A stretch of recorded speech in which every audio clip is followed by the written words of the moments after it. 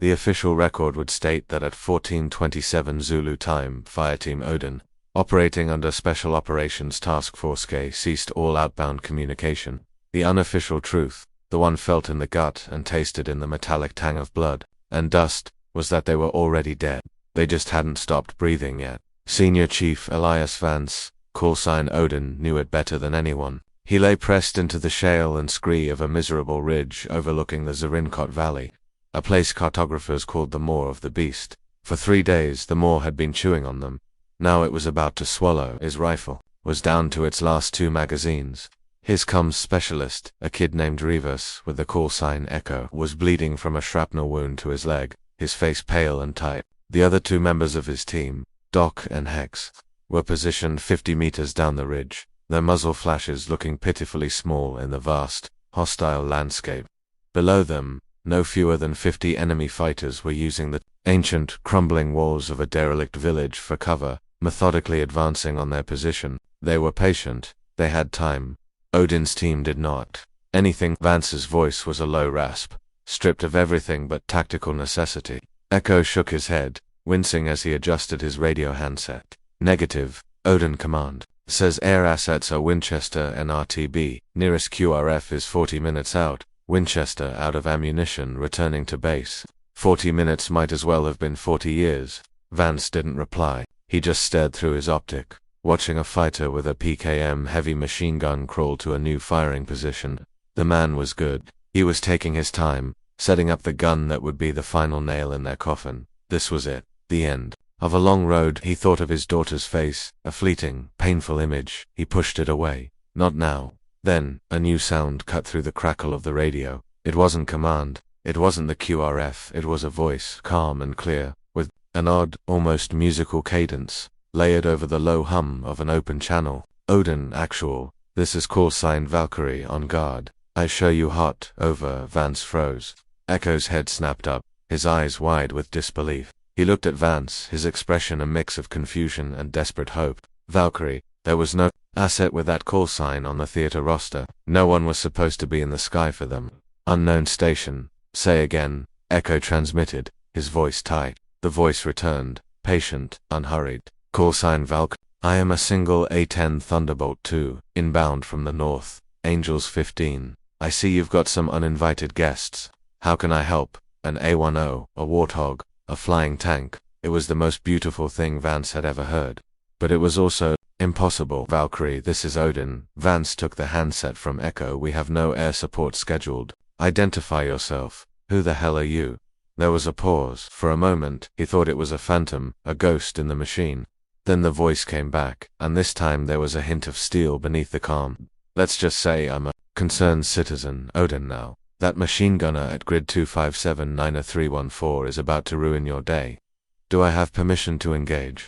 The question hung in the air, a lifeline thrown from an invisible hand. Vance's training, his every instinct, screamed at him not to trust it. An unauthorized aircraft, a rogue pilot, could be anything from a catastrophic friendly fire incident waiting to happen to an enemy ploy.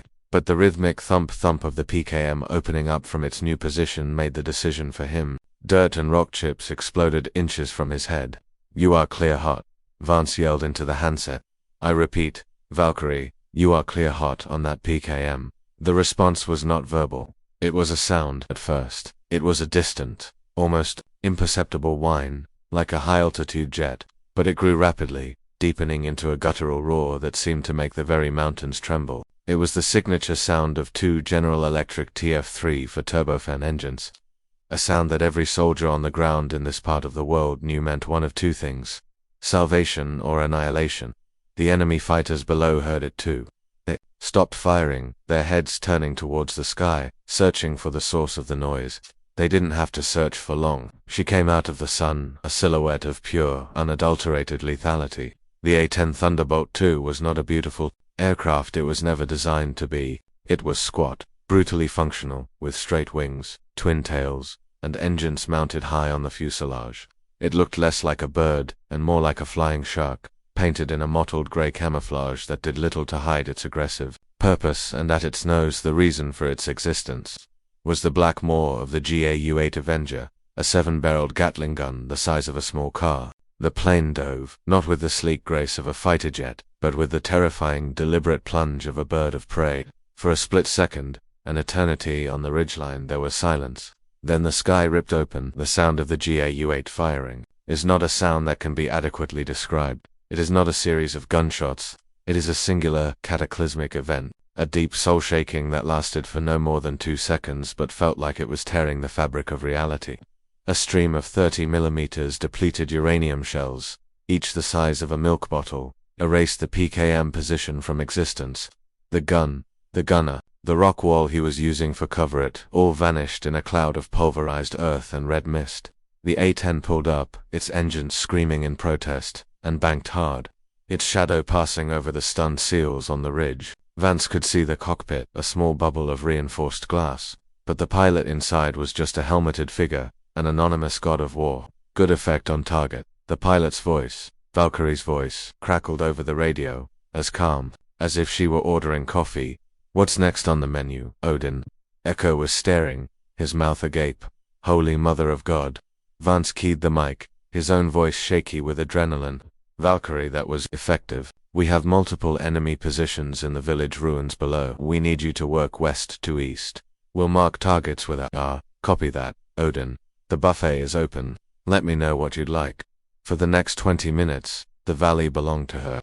Vance had seen air support before. He'd seen F-16s drop precision bombs and Apache helicopters unleash Hellfire missiles. This was different. This wasn't surgical. It was personal. The A-10, the Warthog, was designed for one thing: close air support. It was built to fly low and slow, to dance with the grunts on the ground, to be an extension of their will. Valkyrie flew the plane like it was a part of her. She made slow, deliberate passes, her cannon chewing through enemy cover. She fired rockets that obliterated entire compounds. She dropped cluster munitions that cleared the open spaces between the ruins.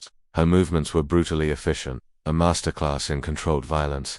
The enemy, who had been so confident just minutes before, was now in a full-blown panic. They broke cover, running for the hills, but there was no escape from the shadow of the WARTHOG. The silence, when it finally came, was more deafening than the noise. The last of the enemy fighters had either been eliminated, or had fled deep into the labyrinthine cave systems that honeycombed the surrounding mountains. The valley floor was a smoking, pockmarked ruin. The air was thick with the smell of cordite and dust. On the ridge, Fireteam Odin slowly, cautiously, got to their feet. They were alive. It was a fact so unbelievable that it took a moment to register. Echo was laughing. A hysterical, relieved sound. Doc was already working on his leg, his hands moving with practiced calm. Vance leaned against a rock, his legs feeling weak. He looked up at the sky. The A-10 was circling high above, a gray cross against the brilliant blue, a protector, a ghost. "Valkyrie, this is Odin," Vance said, his voice filled with a gratitude he couldn't fully express. "You just saved our lives. We are indebted." "Just doing my job, Odin," the voice replied. The musical quality was still there, but he could hear the faint tremor of fatigue in it. "Now the QRF is 10 mics out. I'll stick around and provide overwatch until they arrive. Make sure no one gets any brave ideas." "Copy that." Vance paused, the question burning in his mind. "Valkyrie, who are you? Where did you come from?" There was a long silence on the other end. The A-10 completed another slow, lazy circle. Vance thought she might not answer. Then her voice came back, softer this time, tinged with a weariness that went beyond the fatigue of a single mission. "I'm Major Kalen Rostova. I was on a repositioning flight from Bagram. Let's just say I took a scenic route." A repositioning flight from Bagram, which had been decommissioned months ago. It was a lie, and they both knew it. A pilot didn't just take a fully armed A-10 for a scenic route through hostile territory. This was a plane that was supposed to be in a boneyard, in Arizona, not flying combat sorties in the Zarenkot Valley. This was a pilot who was operating so far outside the wire, she wasn't even on the same planet as the rulebook. "Major Rostova," Vance said, the name feeling foreign and important. "You're not going to be on any official logs for this. You know that, right? As far as the SOTF is concerned, we got ourselves out of this mess." He was giving her an out. He was telling her that her secret, whatever it was safe with him. The ground pounder's code of silence. "I know, Senior Chief," she replied, and for the first time, he heard her use his rank. It was a sign of respect. "The logbook is the last thing on my mind. Just get your men home safe." The conversation was over. For the next 10 minutes, She remained a silent sentinel in the sky.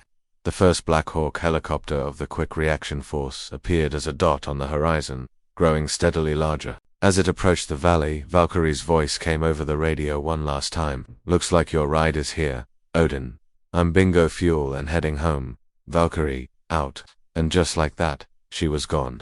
She dipped a wing in a silent farewell, turned her ugly, beautiful aircraft north, and accelerated, disappearing over the high peaks. The SEALs watched her go until she was nothing more than a memory against the sky.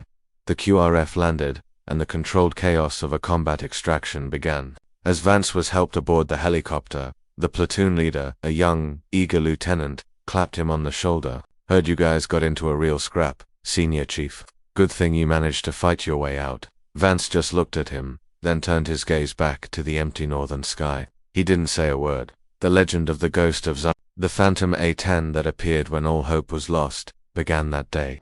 It was a story told in hushed tones in smoky briefing rooms and lonely forward operating bases. Most dismissed it as a myth, a battlefield rumor born of desperation and adrenaline. But for the 4 members of Fireteam Odin, it was the gospel. They knew the truth. They knew that when the wolves were at the door, a Valkyrie had descended from the heavens to carry them home. And Elias Vance knew he would spend the rest of his life wondering about the woman behind the call sign, the rogue major who flew a ghost plane and answered the prayers of dying men. He owed her a debt that could never be repaid. The debrief was a sterile, bloodless affair. A windowless room at a secure facility miles from the dirt and death of the Zarenkot Valley. A colonel with a face like carved granite listened impassively. As Vance gave his report, he told the official story, the one they had all agreed upon. Fireteam Odin had been ambushed. They had been pinned down. They had used their training and superior tactics to break contact and fight their way to an extraction. The point, where they were met by the QRF, there was no mention of an A-10, no mention of a pilot named Risk, no mention of a call sign that sounded like it belonged in Norse mythology. The colonel nodded, his pen scratching notes on a legal pad. He didn't seem to care about the details. He cared about the outcome. The team was alive. The mission, a reconnaissance patrol, was technically a failure, but a salvageable one. Men were more valuable than information. "Good work, Senior Chief," the colonel said, closing his notepad. "You and your men showed exemplary courage. Take some downtime. You've earned it." Vance nodded, his face a mask of disciplined neutrality. "Thank you, sir."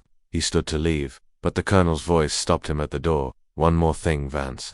Vance turned. The colonel was looking at him with an intensity that hadn't been there before.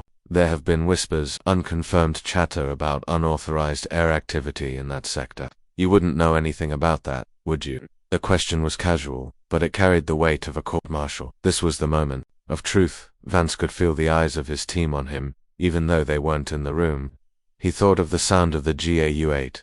He thought of the shadow of the warthog passing over him.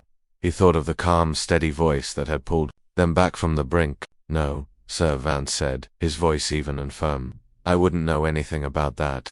The sky was empty. The colonel held his gaze for a long moment, a silent battle of wills playing out in the cold, conditioned air. Then, he gave a slight, almost imperceptible nod. "Very well dismissed." Vance walked out of the room, the door closing behind him with a soft click. He had lied to a superior officer, a fireable, potentially jailable offense. He felt no guilt. Some truths were more important than the official record. For the next few weeks, life settled into a routine of training, maintenance, and waiting. The memory of the valley began to fade, softened by the mundane realities of base life. But for Vance, it was always there, just beneath the surface. He found himself looking at the sky more often, searching for a familiar, ugly silhouette. He ran the radio transmission through his head, dissecting every word, every pause. Who was Kaylin Rostova, and where did she go? He started digging, using secure channels and old contacts, calling in favors he had accumulated over a 20-year career. It was a dangerous game. If anyone found out what he was looking for, he'd be finished. But he had to know. The search was a series of dead ends. Major Kaylin Rostova officially did not exist. There was no pilot by that name in the Air Force. Active duty, reserve, or National Guard rosters. The A-10 she flew, based on the tail number he had glimpsed for a split second, had been officially decommissioned and sent to the 309th Aerospace Maintenance and Regeneration Group, the Bone. Years prior, she was a ghost flying a ghost plane. The only hint he found was a tantalizingly vague reference in an old after-action report from a Black Ops mission in Syria 5 years earlier. A pilot with the call sign Valkyrie was mentioned, praised for her unorthodox but highly effective close air support during a friendly unit's near. The pilot's name was redacted. The unit she supported was redacted. The report was buried so deep in the classified archives that it took a retired 3-star general he'd once pulled out of a burning Humvee to even access the summary. It was a breadcrumb, but it was enough. It told him that Zarankot wasn't the first time.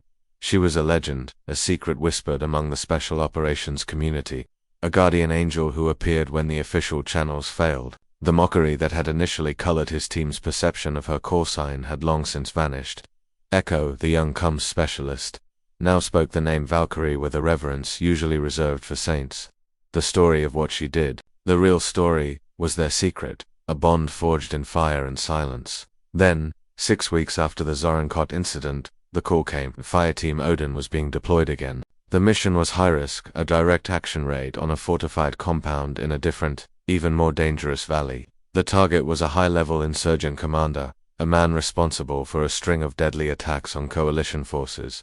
The intelligence was solid, but the terrain was a nightmare. The compound was situated at the bottom of a deep, narrow canyon, a natural killbox. Air support would be limited. The fast movers, the F-16s and F-18s, couldn't operate effectively in the tight confines of the canyon. The Apaches were too vulnerable to the heavy machine guns and RPGs that were expected to line the canyon walls. They would be going in with minimal support, relying on speed, surprise, and the cover of darkness. It was a suicide mission, and everyone knew it. As they geared up, the mood was grim. The quiet confidence that usually permeated the team room was replaced by a tense, fatalistic silence. They were professionals. They would go, they would do their duty, but none of them expected to come back.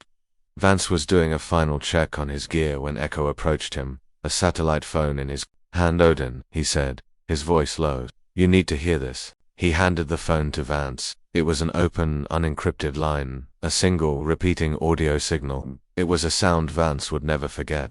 The high, lonely whine of 2 General Electric TF3 for turbofan engines. It was her. He didn't know how, he didn't know why, but she was out there, and she was waiting for them. He took the phone, his heart pounding in his chest. He keyed the transmit button. Valkyrie, he said, his voice barely a whisper. The sound of the engines cut out, replaced by that same calm, clear voice. The voice that had become the soundtrack to his survival. I hear you, Odin. I hear you're heading into another meat grinder. Looks like you might need a ride. The plan was insane. It was unsanctioned, completely off the books, and violated dozens of articles of the Uniform Code of Military Justice. It was also their only chance. Over the encrypted satellite link, Kaylin Rostova Valkyr laid out her proposal. She couldn't be their official air support. She couldn't check in with the Air Support Operations Center or coordinate with the other assets in the theater. To the rest of the world, she didn't exist.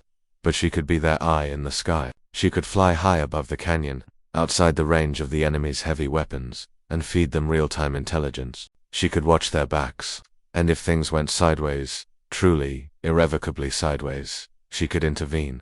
I'm carrying a full combat load, Odin, she said, her voice a low murmur over the sat phone's hiss. Hydra rockets, Mavericks, and a belly full of 30 Mike. It's a last resort. If I go loud, this whole valley will light up, and Command will want to know why.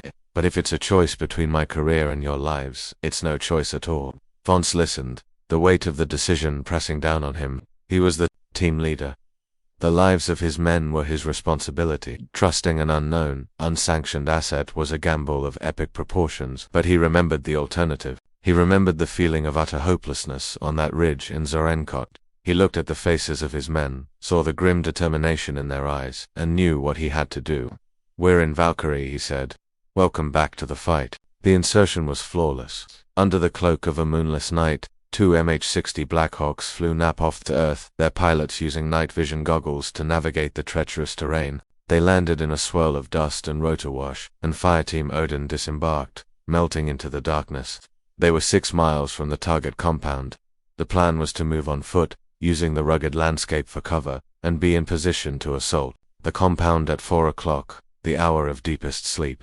From 15,000 feet above, Valkyrie watched them go. In the monochrome world of her cockpit's forward-looking infrared display, the The 4 SEALs were tiny, ghostly white figures moving through a sea of black. Her A-10 was a relic, a machine from a different era. Its avionics were outdated, its cockpit a cluttered mess of analog gauges and steam-powered dials. But its sensors were still powerful, and its airframe was the toughest thing in the sky. She was a ghost in a ghost plane, a silent observer in a deadly game. For hours, she flew a lazy figure-8 pattern, a patient predator circling high above the battlefield. She was completely alone, no wingman, no friendly radar to guide her. Just her machine, and the 4 lives she had unofficially sworn to protect. Her connection to them was a fragile thread of encrypted data, a stream of information flowing between her targeting pod and a small wrist-mounted display worn by Vance. Through that link, she became his sixth sense. Valkyrie Odin, I've got movement, 2 o'clock, 300 meters. Vance's voice was a whisper in her helmet. She slewed her targeting pod's camera in the direction he indicated. The infrared lens cut through the darkness, revealing 2 figures huddled behind a rock outcropping, an enemy listening post. I see them, Odin, she whispered back. 2 packs, armed with AKs. They haven't spotted you. Copy what? Going around them, this was the new dance. A silent, deadly ballet choreographed between the sky and the ground. She was his overwatch, his guardian angel, clearing the path ahead, warning him of ambushes, confirming his team's position. They moved like a single organism, a fusion of human grit and technological prowess. The mockery that had once tinged the team's view of her was a distant memory. Now, there was only a deep, abiding trust. She was one of them. Her call sign was no longer a curiosity, it was a prayer. As they neared the compound, the tension ratcheted up. The canyon walls grew steeper, the path more treacherous. The enemy's presence grew stronger. She spotted sentries on the rooftops, patrols moving through the narrow alleyways of the small village that surrounded the main compound. This place is a fortress, Odin, she reported, her voice tight. I'm counting at least 30 tangos in and around the target building. They're well armed and alert. Copy that, Valkyrie.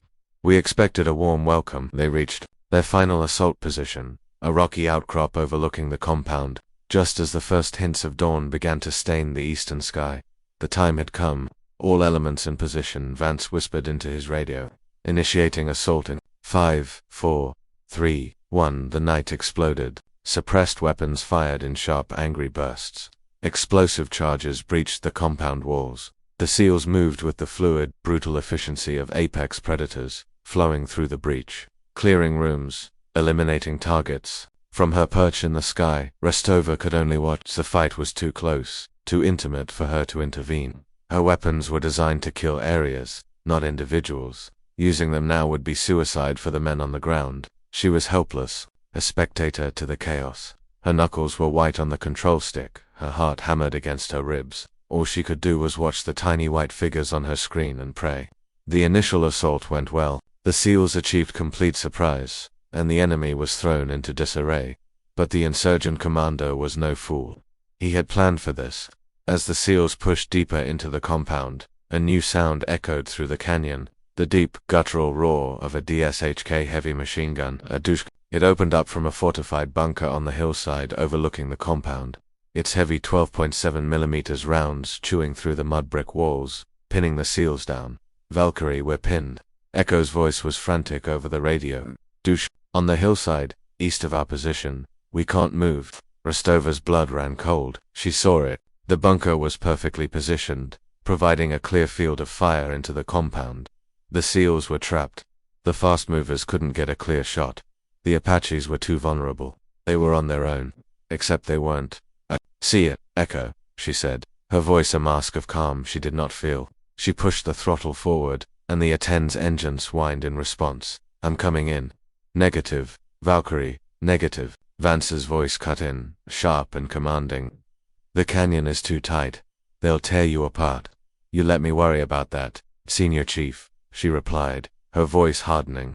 Get your heads down. She rolled the warthog onto its side and plunged into the canyon. The grey rock walls rushed up to meet her, a claustrophobic tunnel of death. The world narrowed to the small pane of glass in front of her, the head-up display painting a green, holographic world of targeting data over the stark reality of the canyon. Alarms blared in the cockpit. The ground proximity warning system screamed at her. Red lights flashed on her threat display. As enemy fighters on the canyon floor opened up with small arms and RPGs, tracers like angry red hornets zipped past her canopy. She ignored it all. Her focus was singular, the Dushka bunker. She saw it in her sights, a small, dark square of concrete and sandbags. Her thumb moved to the weapons release button on her control stick. This was it, the choice she had promised Vance she would make. Her career, her freedom, her life, all of it was on the line. She thought of the men below, the men who trusted her, the men she had sworn a silent oath to protect. It was no choice at all. The A-10 was never meant for this. It was a creature of the open plains and rolling hills, a platform designed to hunt tanks in the Fulda Gap, not to knife fight in a phone booth of a canyon. As Kaylin Rostova dived, the rock walls seemed to close in around her, so close she felt she could reach out and touch them. The sheer audacity of the maneuver was breathtaking. The enemy fighters below, who had been focused on the SEALs in the compound, were stunned into a moment of inaction. They had never seen anything like it. A jet, a full-sized attack aircraft, flying below the rim of the canyon, treating it like a trench run on the Death Star, but their surprise lasted only a moment. Then every weapon that could be brought to bear on her was fired. The air became a thick, lethal soup of tracer fire, RPGs, and heavy machine gun rounds. The Warthog, true to its name, absorbed the punishment. It was built around a titanium bathtub that protected the pilot and critical flight systems. Rounds sparked and ricocheted off its armored hide. An RPG exploded just off her left wing, the concussion violently shaking the entire airframe and sending a shower of shrapnel across her canopy. An alarm screamed, hydraulic pressure dropping in her primary system. She ignored it. She had redundant systems. The plane could take the abuse. Her eyes were locked on the Dushka bunker, now rapidly growing in her HUD. The gunner in the bunker saw her coming. He traversed his heavy weapon, and the Dushka's terrifying, rhythmic hammering began. The 12.7mm rounds, far more powerful than the small arms fire, slammed into the A-10's nose. One round struck the armored glass of her canopy with a deafening crack, creating a spiderweb of fractures, but, miraculously, not penetrating, was inside the kill zone now. Too close, 4 missiles. Too close, 4 bombs. This was a job for the gun. Her thumb depressed the trigger.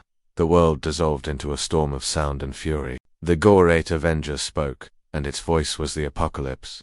The 2-second burst sent 130 rounds of high-explosive incendiary ammunition into the bunker. The concrete and sandbags didn't stand a chance. They disintegrated, vaporized. The Dushka and its crew ceased to exist. The immediate threat was gone. But Rostova was in an even more dangerous position. She was at the bottom of the canyon, flying slow, and had to pull up, exposing her soft underbelly to the enemy below. As she hauled back on the stick, the engines, screaming as they fought to lift the heavy, damaged aircraft, a lucky shot found its mark. An RPG fired from a rooftop struck her right engine. The explosion was catastrophic. The engine seized instantly, erupting in a ball of fire and black smoke. The A-10 yawed violently to the right, threatening to flip over and slam into the canyon wall. "Valkyrie is hit. I've lost the starboard engine," she yelled into the radio, her voice strained with the effort of fighting the controls. She slammed her left foot on the rudder pedal, countering the asymmetric thrust. The plane shuddered, groaning in protest, but it held. She was flying a 1-engine brick, trailing smoke and fire, but she was still flying. On the ground, the SEALs watched in horror and awe. They had seen her dive. They had seen her destroy the bunker. Now they saw her burning, crippled, struggling for altitude. "She's not going to make it, Hex," the team's demolitions expert breathed. "She's too low, too heavy." Vance watched the smoking A-10, his heart in his throat. He refused to believe it. After everything, it couldn't end like this. "Talk to me, Valkyrie," he commanded over the radio, his voice a lifeline. "What's your status?" "Losing altitude," she grunted, the strain evident in her voice. "Multiple system failures. Flight controls are sluggish. I'm not sure I can clear the canyon rim." The remaining enemy fighters, emboldened by her visible damage, renewed their fire with a vengeance. They knew she was wounded, and they swarmed for the kill. The A-10 was a tough bird, but it wasn't invincible. It was bleeding, dying. Rust knew she had only one option. She couldn't save the plane, but she could still use it. With her remaining strength, she wrestled the crippled Warthog into a final, desperate turn. She wasn't trying to escape the canyon anymore. She was aiming for the largest concentration of enemy fighters, who were massing for a counterattack on the SEALs' compound. Odin, she said, her voice suddenly calm, eerily serene. I'm going to make one last pass. Tell your boys to take cover. Vance understood immediately. A cold dread washed over him. Negative, Valkyrie, get out of there. Eject. Can't, she said simply. Ejection seat was damaged. Besides, this old girl has one last fight in her. It was a lie. Her ejection seat was fine, but she wasn't leaving her plane. She wasn't abandoning her post. She was a Valkyrie, a chooser of the slain, and she would ride her steed into Valhalla. It's been an honor flying with you, Senior Chief, she said. Then she switched her radio from the encrypted team channel to the open guard frequency, the channel she had first contacted them on.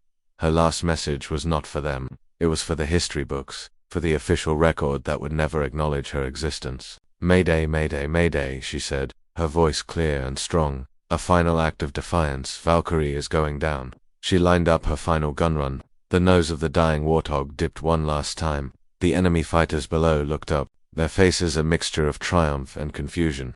The burning plane was not fleeing, it was attacking. Her thumb found the trigger for the last time. The Go-8, fed by its own emergency power, roared its final, defiant song. The gun run was devastating, a scythe of depleted uranium and high explosives that cut a swath through the heart of the enemy's position.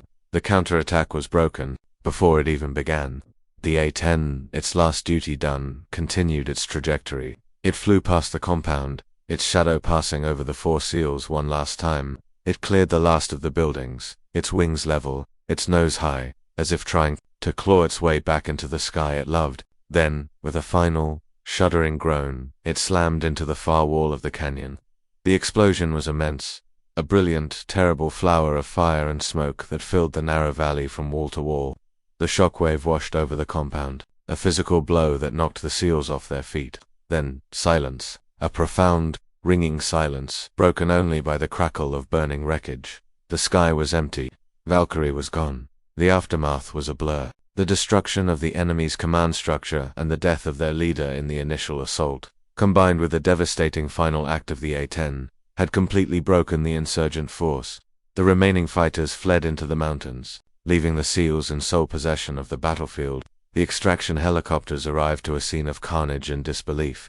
Fireteam Odin was battered, bruised, and emotionally shattered, but they were alive, all four of them. As they were lifted out of the canyon, Vance stared down at the smoking black scar where the A-10 had crashed. There was nothing left, no recognizable piece of fuselage, no wing, no tail, just a funeral pyre of twisted metal and scorched rock. She was gone.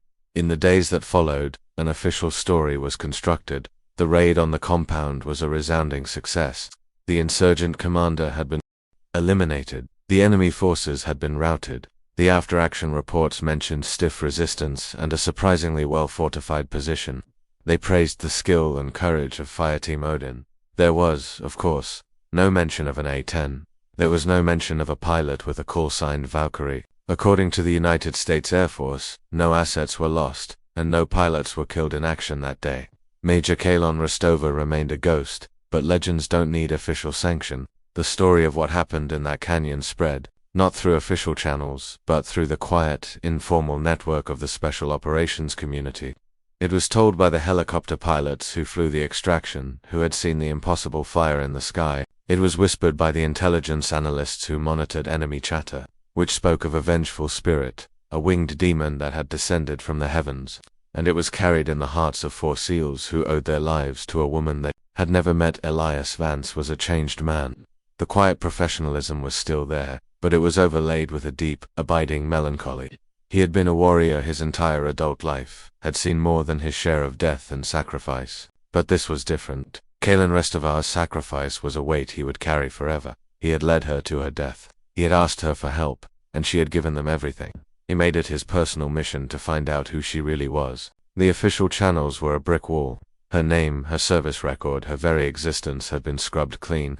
It was as if the system itself was trying to forget her, to erase the uncomfortable truth of a warrior who operated in the shadows. It created, but Vance was relentless. He used every contact, called in every favor, until he finally found a man who knew. A retired Air Force general, a former commander in the clandestine world of Air Force Special Operations, who agreed to meet him in a quiet bar in Virginia. The general was old, his face a roadmap of a life lived in the shadows. He listened patiently as Vance told him the story. When Vance was finished, the general was silent for a long time, staring into his drink. "You're not the first man she saved, you know," he said finally, his voice a low rumble. "That plane of hers, it was supposed to be scrapped. She pulled it out of the boneyard herself, her own private project. She called it her Valkyrie program. She believed there was a gap, a place where the rules and the bureaucracy failed. Our men on the ground, she made it her mission to fill that gap." He told Vance about Kalen Rostova, a brilliant pilot, a tactical genius, but a maverick who chafed under the strictures of the peacetime military. She had been pushed aside, passed over for promotion. Her career stalled because she refused to play the political games. So she had carved out her own path. Using her own money, her own contacts, she had rebuilt the A-10, piece by piece, turning it into her own personal instrument of war. She operated with the tacit, unofficial blessing of a few powerful men like the general, who understood that sometimes the only thing that can save good men from a bad situation is a warrior who doesn't play by the rules. She knew how it would end, the general said, his eyes sad. She knew one day she wouldn't come back, but she believed the cost was worth it. She believed in the mission. She believed in men like you. Vance left the bar that night with a heavy heart, but also with a sense of peace. He finally understood. Kalen Rostova wasn't a ghost. She was a choice. She was the embodiment of a warrior's spirit. A quiet professional who saw a need and filled it, regardless of the personal cost. Her legacy was not written in official commendations or history books. It was written in the lives of the men she saved. It was etched into the memory of Fireteam Odin. It was carried in the call sign that had become a legend. A few years later, Senior Chief Elias Vance retired from the Navy. He settled down, tried to build a normal life, to be the father his daughter deserved. But a part of him was always in that canyon, looking up at the sky. On the anniversary of the mission, he would take a bottle of good whiskey and drive out to the coast. He would sit on the cliffs, looking out over the vast, empty expanse of the ocean, and pour a drink onto the rocks below. It was a silent toast. To the pilot, the warrior, to the ghost, to Major Kalen Rostova, the woman who flew the ugly, beautiful plane, the Valkyrie who had carried them home from the valley where even the seals were done fighting. Her name would never be on a monument, but her story would be told, whispered from one generation of warriors to the next, a reminder that the truest honor is not found in medals or recognition, but in the quiet, selfless acts of courage that echo in the silence long after the battle is over.